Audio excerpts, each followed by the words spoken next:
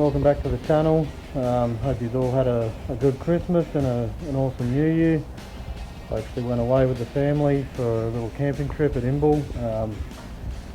Weather was a bit come and go, but we made the most of it. If you haven't already watched the will it start of the little ride-on mower that I picked up, I would recommend go and watch that first. Today I'm going to start pulling it down. So here it is. I haven't done anything else to it. Basically got it running, drove it around a little bit, started it up and moved it around a couple of times. Seems to burn a little bit of oil and everything is still very stiff, so it's a little bit awkward to drive, but that's why we're going to do a full restoration on this thing, and I'll try and video as much of the pull down as possible, and we might do some rust treatment. Probably start remove the motor and the seat. The seat, just because it's big and bulky, and that gets it out of the way, and the motor is also big and bulky, and once that motor's off the mower, then I can sit the mower at any sort of angle without upsetting anything, flip it upside down if I want to. So start pulling it apart. You may remember in the last video I thought the motor was actually loose, but it looks like it's intended that way. So it's sitting on this plate which is rubber mounted, and just inside there's a little L bracket with a bolt that goes to here, and the same on the other side. They've got like a rubber engine mount. Not entirely sure yet what that reason is, but I'm sure I'll find out once I start getting it apart.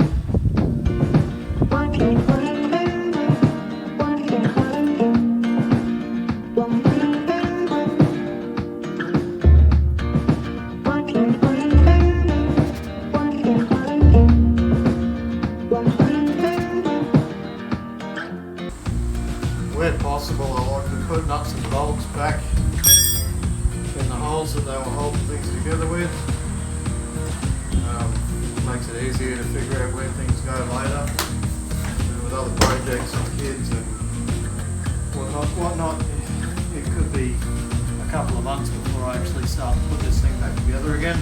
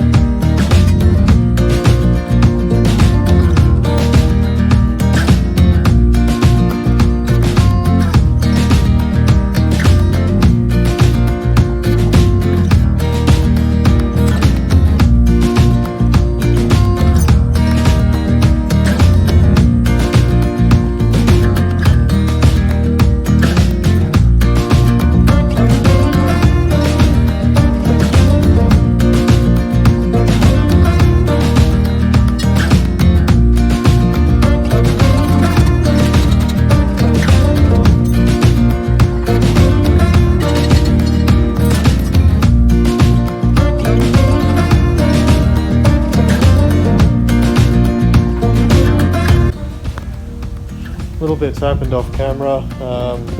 My kids are all home at the moment, and they kept coming and going and asking things and wanting things, the usual kid stuff. So I turned the camera off for a little bit.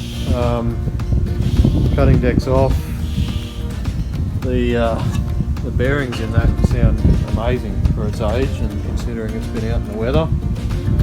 The blades are a bit stiff, but it's nothing a wire wheel and pulling it all apart, putting it back together won't fix. Same with this. Everything's still very stiff.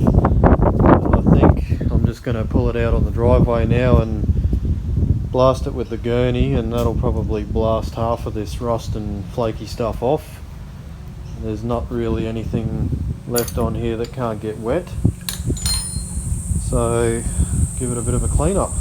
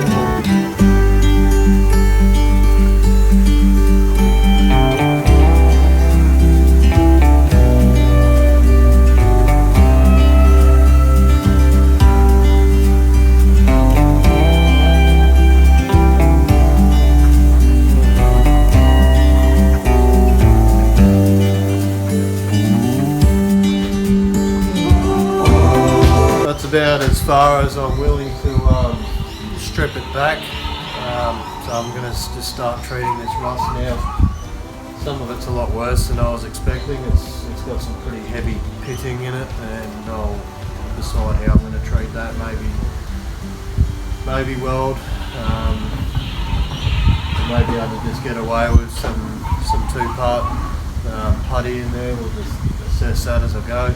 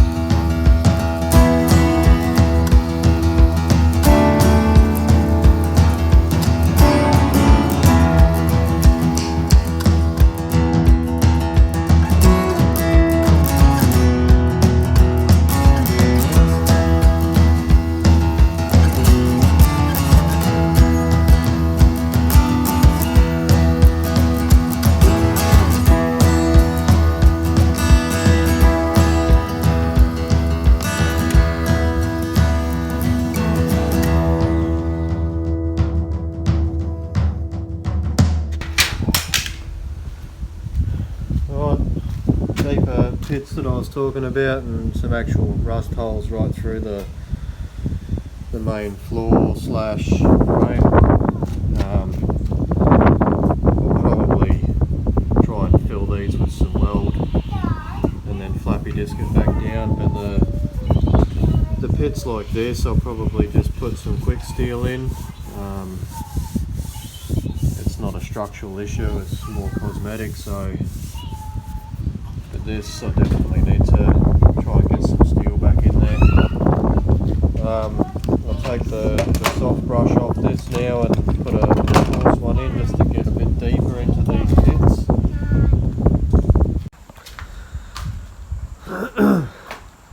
So we're not quite finished with the rust treatment yet, but I needed to address something else.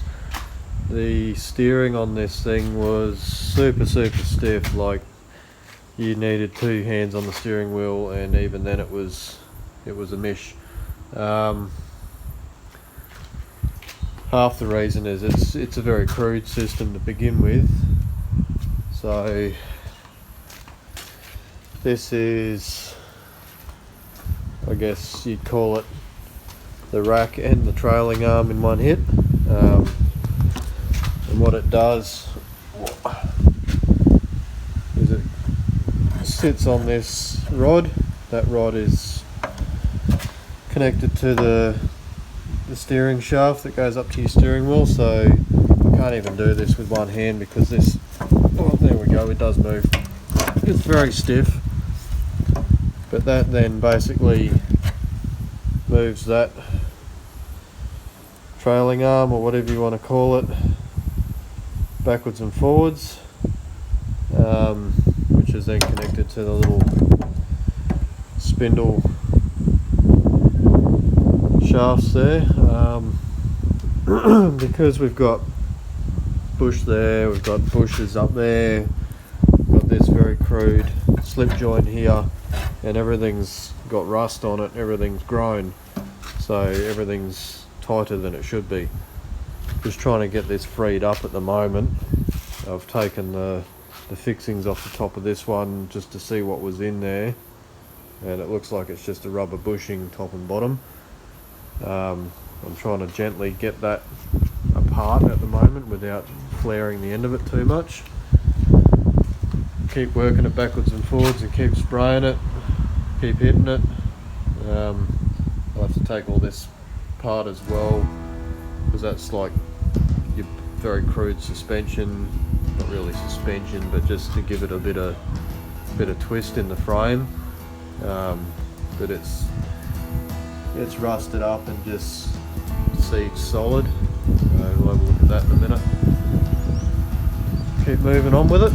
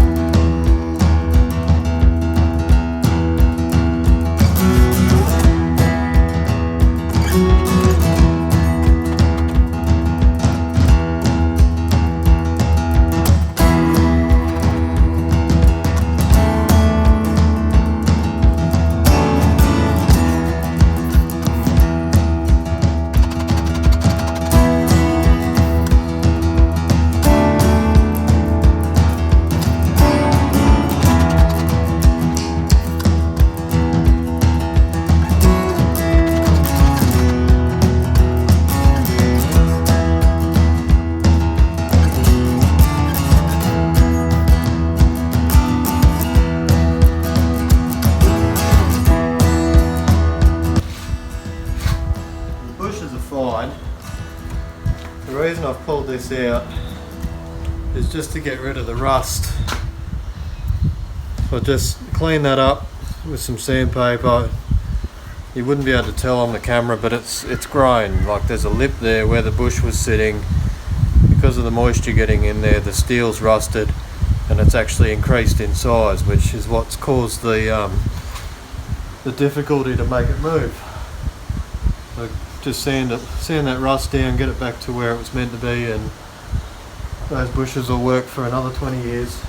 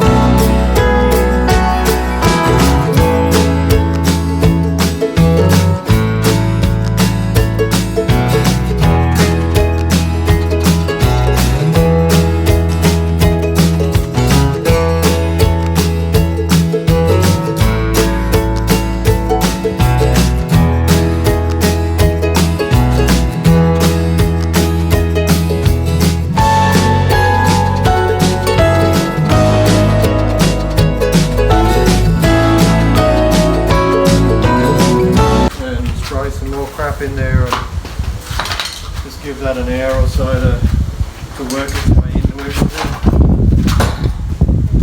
It's got to help.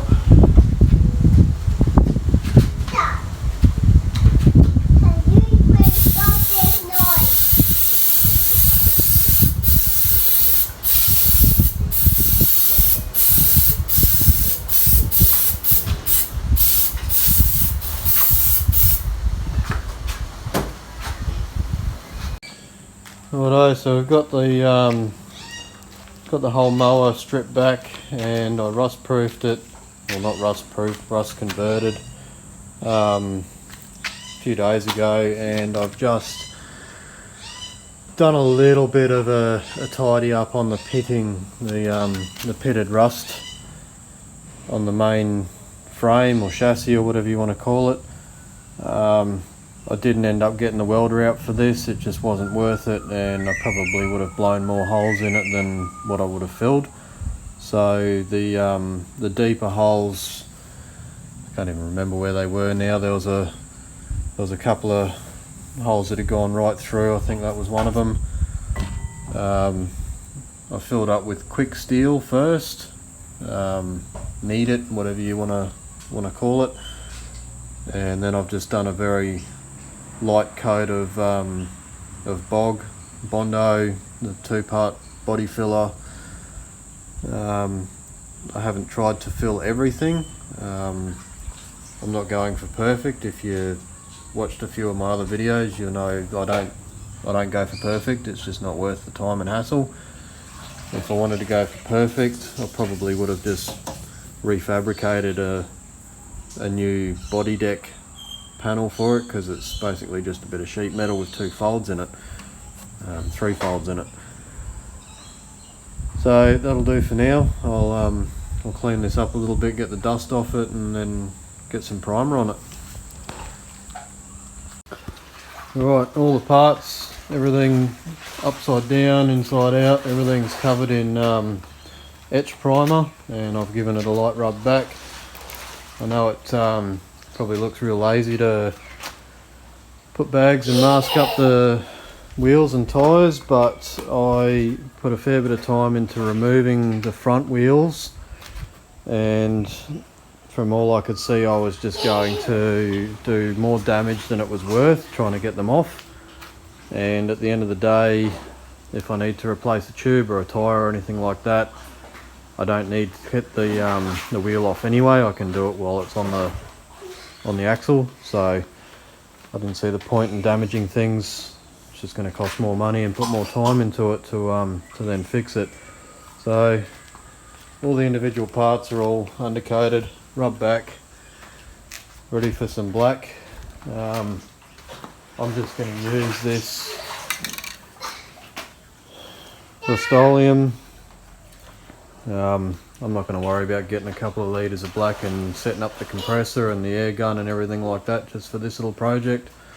If you get into the tighter spots with the rattle cans easier anyway, and I've used this paint quite a lot and it's pretty good. So we'll get some black on it. It's pretty much back in one piece now. I even did a bit of a test run on the rims with a wire wheel, see if they'd come up. The old 5-horse motor, you saw in the other video, it does run, but it's missing the top cowling, the blower cowling, which without that it'll overheat pretty quick.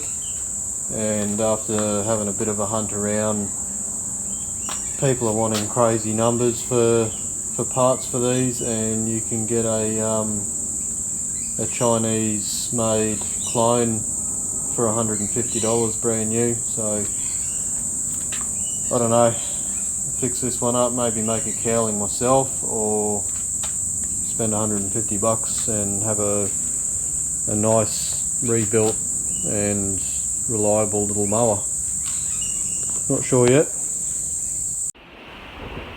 Also, mower enthusiasts or Greenfield enthusiasts, if there's anybody watching,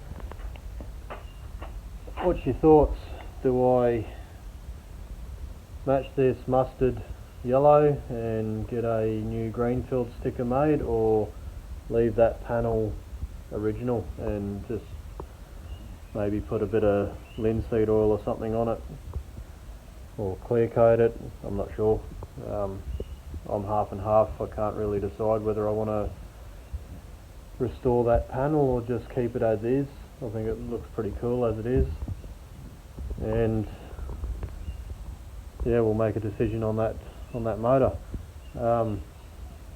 That'll do for now. I've got to chase down a new seat for it, because the old seat is, you probably could reupholster it and stuff, but the base is rusty as well, and I've seen seats for mowers going for $10-15, so not really worth it. Thanks for watching, and we'll see what we can come up with on the next episode. We may be making a cowling for that motor, that little 5-horse Briggs, or might be putting a Chinese copy on there. Catch you next time.